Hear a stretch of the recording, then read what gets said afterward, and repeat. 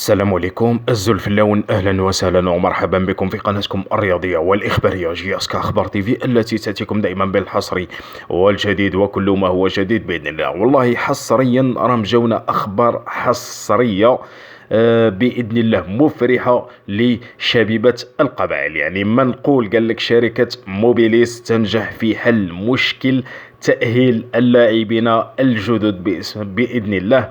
وحسب يعني الصديق مولود هذا اللي عنده خيوط مع إدارة شبيبة القبائل، فإن اللاعبين الأربعة الجدد البوسني سمير والمغترب آيت عثمان معطلة وآدم أرجم سيكونان متاحان للنادي قبل يوم الأحد، يعني قبل يوم الأحد، يعني يوم السبت إن شاء الله. وماذا ينتظرنا يوم السبت؟ مباراة ضد أتليتيكو خوتنا اللي راكم قاعدين تشوفوا، بيترو أتليتيكو الأنغولي، يعني يوم السبت بداية من الساعة 8 مساء. نتمنى إن شاء الله يا ربي يكون الخبر صحيح، واللي عنده أي خبر رسمي يخلي لنا التعليقات ان شاء الله لي كومونتير باش نعرفوا. فيما خصوص يعني والله فيما يخص بيع التذاكر، تم بيع تقريب 6000 تذكرة، نريدها 40,000 على الأقل، والوتيرة تسير ببطء.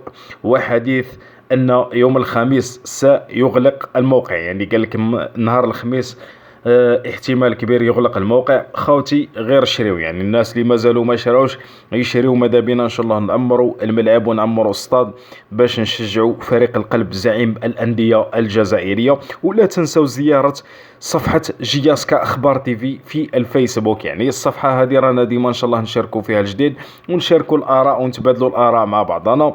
لايك الفيديو، ابوني في القناه، تلقاو الرابط ان شاء الله تاعها اسفل الفيديو في صندوق الوصف الديسكريبشن. والسلام عليكم ورحمه الله.